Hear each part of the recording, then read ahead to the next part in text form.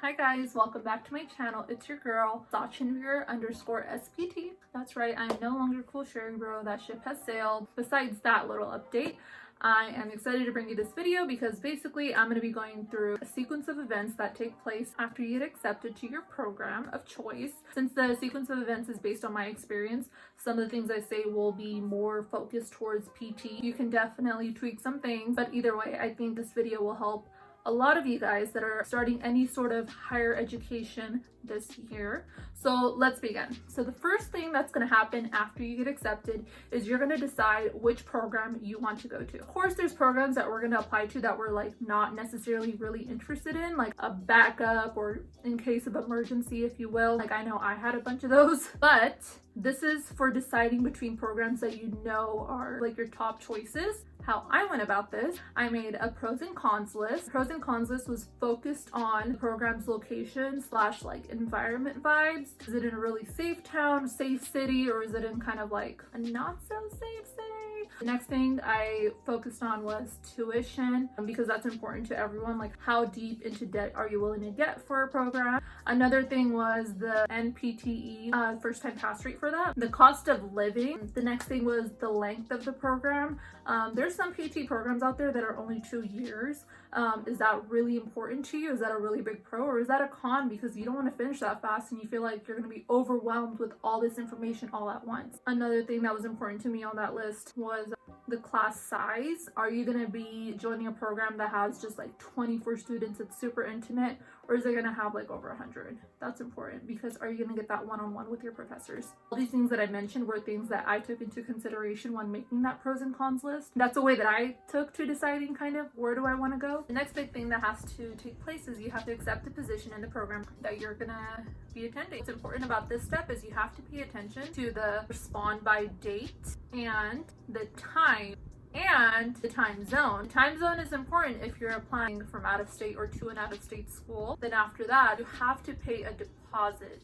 Typically it goes towards tuition. The tuitions that I came across ranged from $100 all the way to $1,200. Also, it's important to note that not all programs will ask for a deposit. You can make multiple deposits. Deposits may or may not be refundable. It'll typically say what kind of deposit it is, if it's refundable or not. You definitely have to prioritize the deposits at the programs that are high on your list. Me personally, I made 2 deposits. I made a $100 deposit that was non-refundable, and I made a $500 deposit that was partially refundable. Now at this point, you've decided on a school, made your deposit, confirmed your acceptance, all of that. Great, congratulations. Now you want to make sure that the program is not missing anything from you.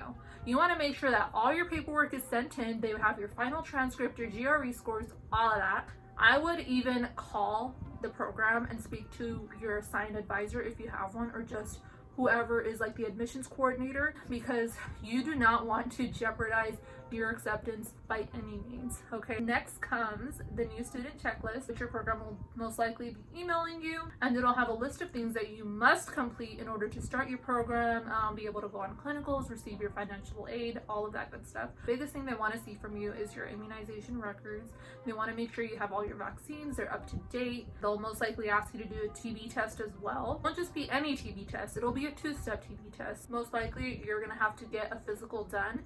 Schedule that as soon as possible, because at your physical you can just take in your checklist of things that your school wants you to have completed. If you take in that checklist, they'll know exactly what to look for and exactly what you need them to do for you. You'll also have to do a background check, drug test, and submit like fingerprints. I would also do this as soon as possible because some results take a while to get in. Also, I want to point out that all these are out-of-pocket expenses. Then next comes financial aid. If you haven't completed your FAFSA, now is the time to do it. You also need to decide how are you going to pay for your education. Are you going to take out federal loans? Are you going to do private loans? Are you going to do those private loans, or are you going to have your parents take them out because they'll get a lower interest rate and then you'll just pay them back eventually? Are your parents going to be helping you out at all? These are all things that you have to kind of figure out and decide and talk to your parents about. You may just be able to pay completely out of pocket for your program. If you can, that's amazing. But if you can't, you need to decide on how much are you going to borrow in loans. Are you going to take out the max amount that's allowed by your program, or are you going to only take out a partial amount? For example, my programs like max cost, if you take out loans for every little thing based on their estimates, is 230 grand, I want to say. So I know that I'm only going to take out loans for tuition, which is about 117, and having my parents help me with the rest. Now this next step will be applicable to you if you are moving for your program. If you are going to be moving, you want to start looking into finding some roommates. How I would go about this is joining the class page on Facebook. Typically some sort of faculty member will like get it started for you. You just have to like look it up. You can also start one yourself if you can't find it, or reach out to the school and get the link for it or whatever. Once you've joined the class page, all you have to do is make a simple post or comment on somebody else's post. When you are making a post, these are the things that I would include in your post. How many roommates you want, if you want it to be like co-ed or not, how far you're willing to live away from school, how much you're estimating to spend. So yeah, just be transparent and be open. So now let's say you've collectively, made this group of roommates, and let's say there's about 5 of you guys.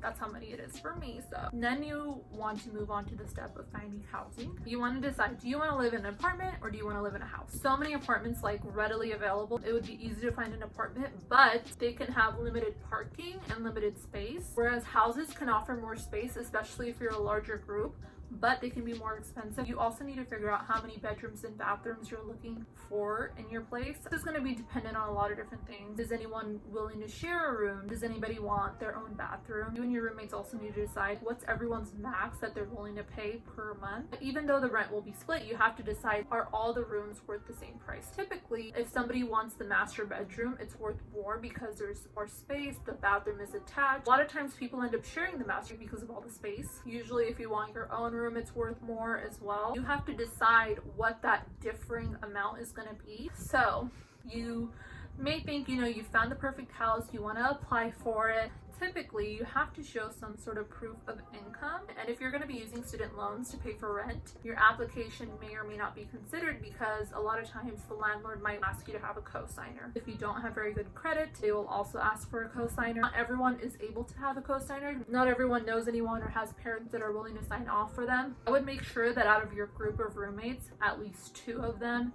can have co-signers. Then you also need to decide, how long do you want your lease to be? This can also depend on how long you're planning on being in the area before you have to go out for rotations. I recommend that you start with a 1-year lease. A longer lease may lead you to having to find somebody later on to take over your lease or sublease, and that's just going to be such a nuisance to deal with. So I'd rather just start off with a 1-year lease and maybe move to a month-to-month or sublease from somebody else if I need to. Also, if you're applying for a house, I would make sure I have the deposit that is needed for the house ready to go just in case I do get accepted. Because if you do get accepted, they'll typically want the deposit right away. That way they can turn away other people that are also interested in the property. So after you get a house, I would start an Excel sheet on Google Drive. I'm so proud of mine and my roommates' Excel sheet. Basically, we just put our personal information on there, a monthly rent checklist, a utilities checklist where we designate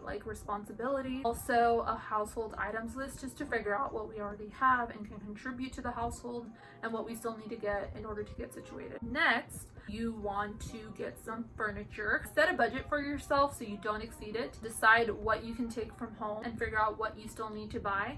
And that's where that household items list kind of comes into play, especially for the things that you're going to be sharing with your roommates, like a couch, a TV, maybe a dining table. I would highly advise against buying brand new furniture unless you're planning on keeping it even after you graduate, because typically furniture does not resell well. People don't want to pay a lot for used furniture. Your best friend is going to be Facebook Marketplace for buying furniture because there's literally new listings every day. You can also go on sites like OfferUp and Let Go, and also check out your school's housing page, because typically 2nd and 3rd year students will be listing their old furniture on there, and even books and stuff. So there's a lot of things up for grabs there. Now you've got all your furniture, you're ready. You're ready for the next step, which is moving in, figure out how soon before your program's start date you want to move in. Me, for example, I'm moving in about 5 days before the start date because I want to give myself some time to settle in and also, like, you know, to get to know my roommates and stuff.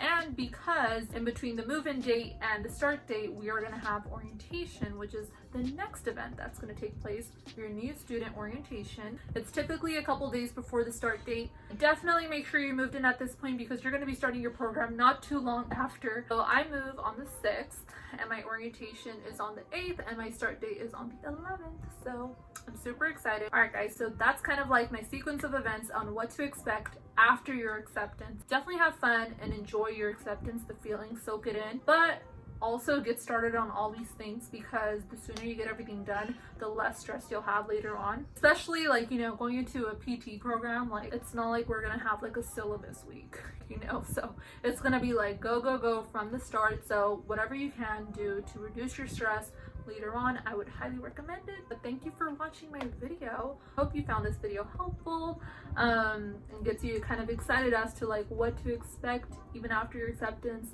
I'll see you guys in my next video. Bye.